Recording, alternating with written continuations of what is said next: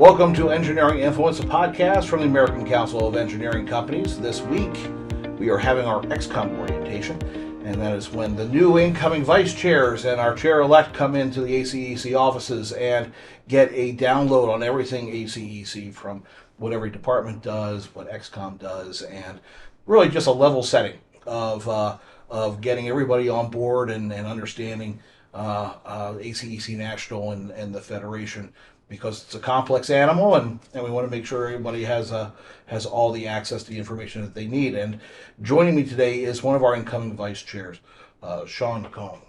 He is Executive Vice President at JMT in Maryland. Welcome to the program. Thanks for having me, Jeff.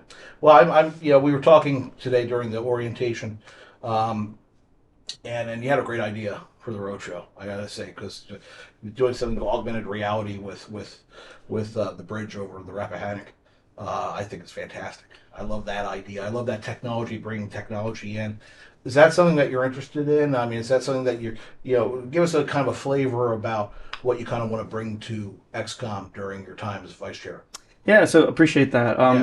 Look, I'm more of a forward-thinking, bigger picture type of person. Really embrace technology, like to learn the newest technologies, tend to read a lot, and I really love connecting different pieces of information and sometimes looking at a situation a little bit differently, but really outcome focused. So like, what's the outcome we're really looking for, and man, what's the best way to get there before just jumping to an approach?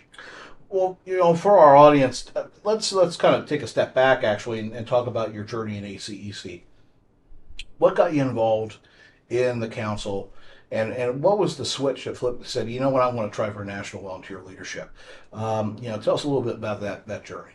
Yeah, so I think for me, it originally started back in one of the ASCE conventions in 2001. I think I sat through one of the lieutenant governors or governors for Texas, and he's like, look, there's no civil engineers in politics.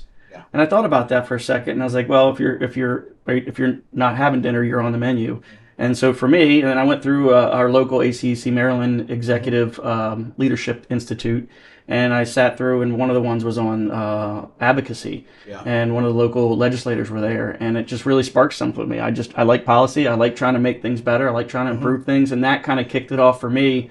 I started at a pretty young age, and have been through, the whole gauntlet there at our local one, and then started to come to national conferences, got involved in different areas, got involved in DPC, on XCOM at DPC, and then kind of now here in this level. That's a really good point. I mean, Gary Rabba, we talked to him, of course. I mean, his focus is advocacy, and the fact that you might not be political, but it doesn't mean that the political's not coming for you, right? And the same idea. It's that you're an engineer. Okay, you're doing your work. Government, it's here, but it's not really all that important. But in fact, it has a massive impact on your ability to do business. Absolutely. What would you say to somebody out there who was, maybe in your position, looking at somebody who was a couple of years younger, newer into the organization, on why they should really get involved at the state level and then also at national? What would be the elevator speech?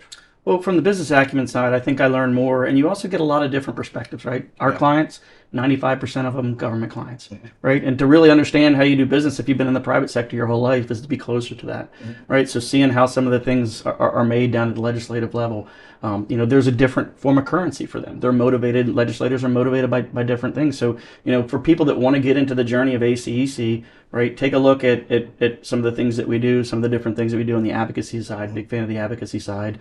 The education piece for ACEC has been really good for me as well. So So we have a great team right now in XCOM. Of course, it's going to be just augmented and made even greater when everybody comes on in May. What do you hope is like the guiding thing? What are some of the big issues that you want to tackle and you want to help XCOM tackle over your time as vice chair? The bigger strategic things. Yeah, so I appreciate that. I love the fact that we have people with a lot of different type of backgrounds and a lot of different pieces of passion. I'm a self-proclaimed procurement geek. I think procurement in a free market is one of the most important things, and how you buy engineering services is a little bit different. A lot of people aren't used to it, don't really understand it, have a lot of regulation around the FAR and everything else. So trying to maximize that. I mean, the Brooks Act was written, almost 50 years ago. And, maybe it's time to update it a little bit with some of the alternative delivery methods. And, we're how we do cost fees and different things along those areas. So I'd love to focus on some procurement advocacy.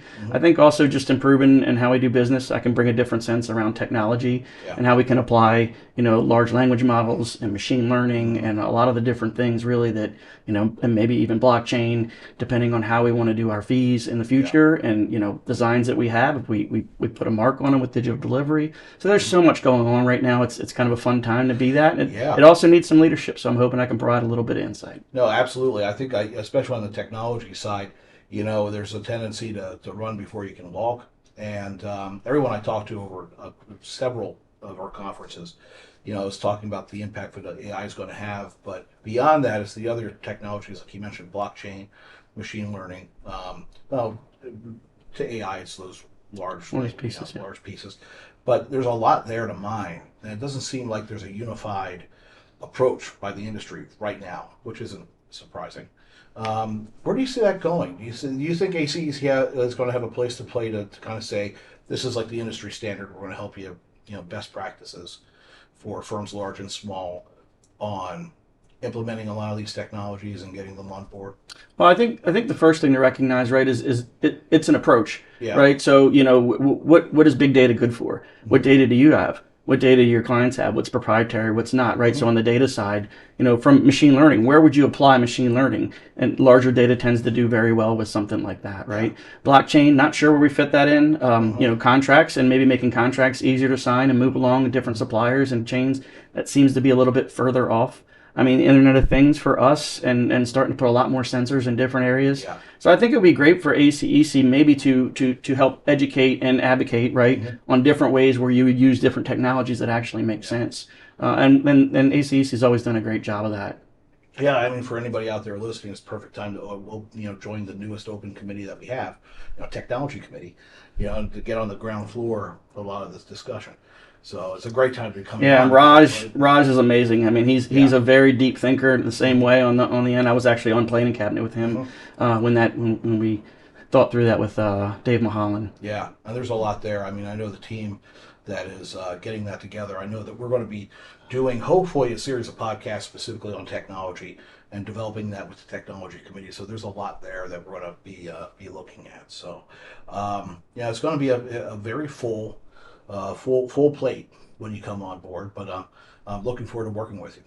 Great having me. Thank you. Appreciate it. Great. And again, this has been Engineering Influence podcast from the American Council of Engineering Companies, and we'll see you next time.